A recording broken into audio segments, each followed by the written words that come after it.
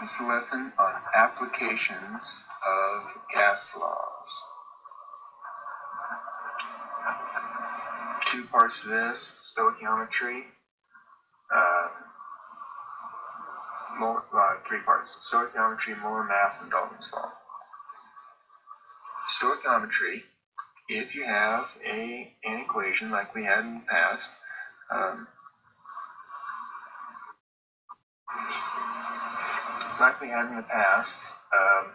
you have to have a balanced equation, which I'll give you. Methane plus 2 oxygens will yield carbon dioxide and 2 waters. What's a little bit different about this is we're not going to be at standard conditions, otherwise we can use 22.4. So if we start off with 14 grams of water,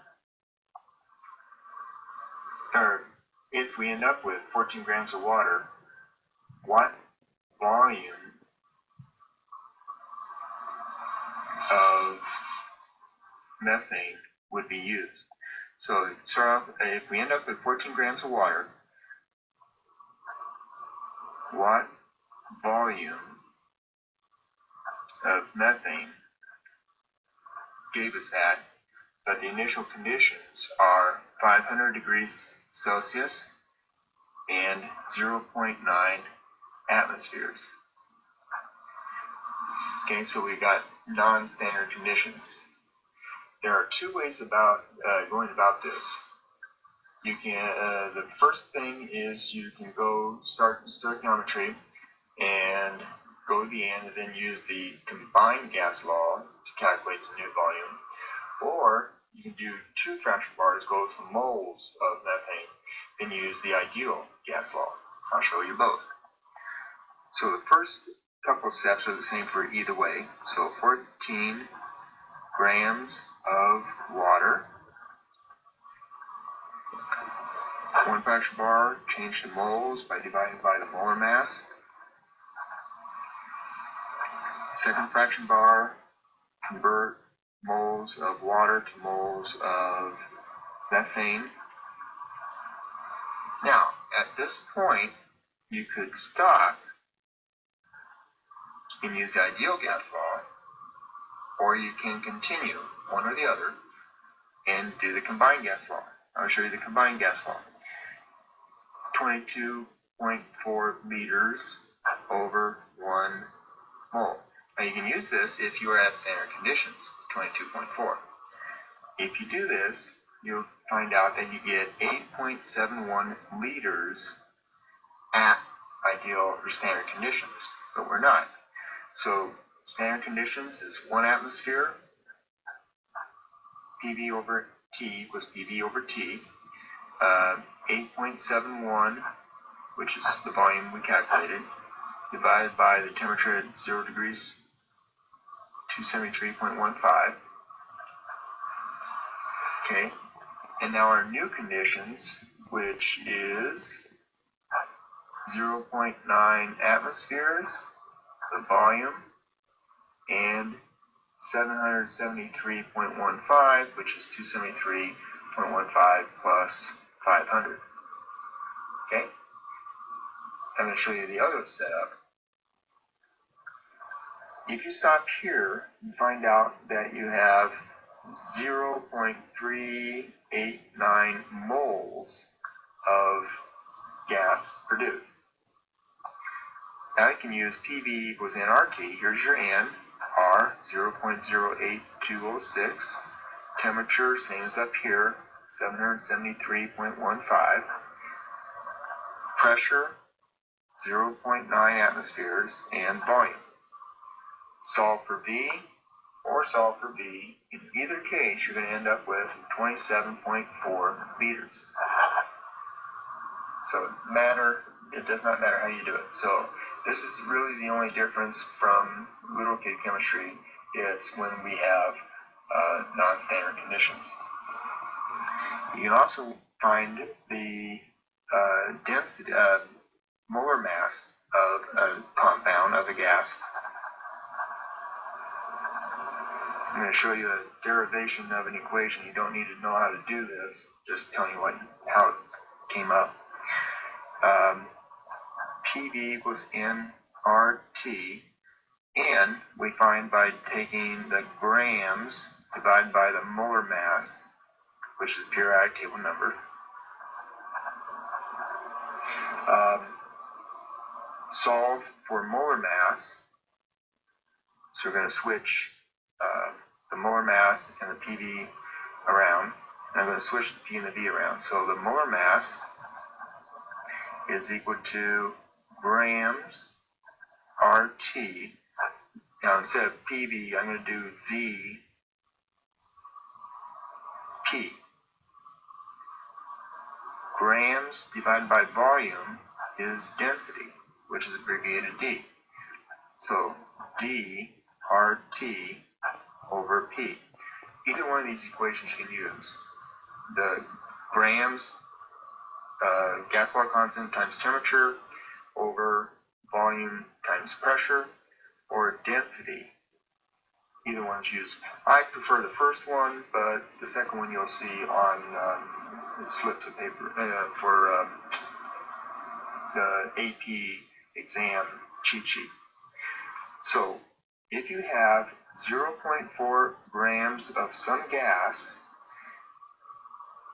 in a 513 cubic centimeter container at 21.2 degrees Celsius and 0.92 atmospheres, what is the molar mass of that gas? Well, I'm just going to go ahead and use the first equation,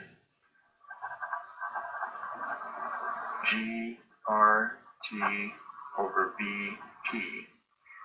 The mass, 0.4, R, 0.08206, T, 294.35, divided by the volume, it has to be in liters, 0.513 liters. Yep. And the pressure, 0.92.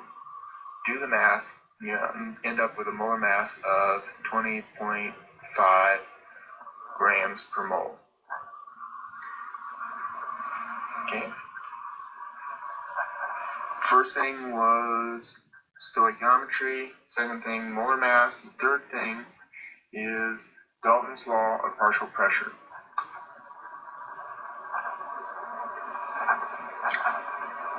Partial pressure.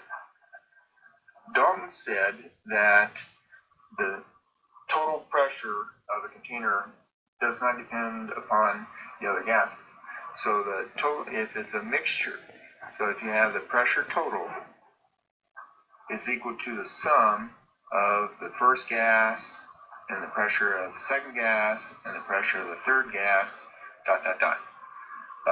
The Earth's atmosphere is made up of nitrogen, oxygen, and other gases. 78% of the Earth's atmosphere is nitrogen, 20% is oxygen. What pressure is due to all the other gases in the atmosphere? So the total pressure, 1 atmosphere. The pressure, 78% of 1 is 0.78 for the nitrogen. Oxygen is 20%, 0.20, plus P3, which is the pressure of all the other gases, and it turns out to be 0.02 atmospheres. There's not a whole lot of pressure due to the other gases in the Earth's atmosphere after nitrogen and oxygen. Usually we use the Dalton's law of partial pressure is when we collect a gas over water. What we do is we did this last year, we fill up a container full of water, run a hose underneath it, do the reaction, the gas fills it up, the water is displaced, Now that gas right there is a mixture. It can say we're making carbon dioxide, and we're assuming no carbon dioxide is absorbed by water, which isn't true. But if the total pressure in here is 748 millimeters, which is going to be the same pressure as the atmosphere, that is also equal to the pressure due to the carbon dioxide and the pressure due to the water vapor. The water vapor is small, but it's significant enough that it might throw off some results a little bit. There is a table that is available internet and books where for any temperature you can find out what the pressure of the water is. So we want to know the pressure of the dry carbon dioxide if there was no water in there. So 748 equals the pressure of the carbon dioxide plus the pressure of the mercury for water vapor, 4.2 millimeters of water. It's not a lot. So you subtract and you get 4.2, 700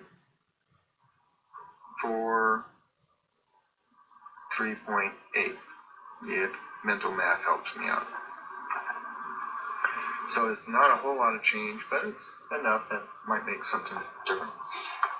The other type of problem that you'll see for Dalton's law of partial pressures is if you, and this is a classic problem, you have two containers connected and then it's sealed off. The volume in one container, say this is 1 liter and this volume is 3 liters. This container contains carbon dioxide and this container contains neon. The neon is at 6 atmospheres of pressure. The carbon dioxide is at 2 atmospheres of pressure. So you have two separate systems, it's blocked off. Now, if you open the valve and allow these to mix, what will be the total pressure? Well, Dalton's law of partial pressure says pretend like there's no carbon dioxide. So if you open up the neon, PV equals PV. The number of moles and the temperature doesn't change. So the pressure is 6. The volume is 1. The new volume, when you open it up, is 1 plus 3 is 4 times the pressure, which you're trying to find out. Do the math, it turns out to be 1.5 atmospheres. The carbon dioxide, originally you have a pressure of 2 and a volume of 3. What is the new pressure if the volume increases to 4? You're ignoring, pretend there's no neon in there at all. So that's going to be 4 again too. Do the math, 1.25. Now, the total pressure inside is the sum of the pressures of the individuals, so you add them up, 2.75 atmospheres of pressure. That concludes this lesson on Stoic applications to gas laws.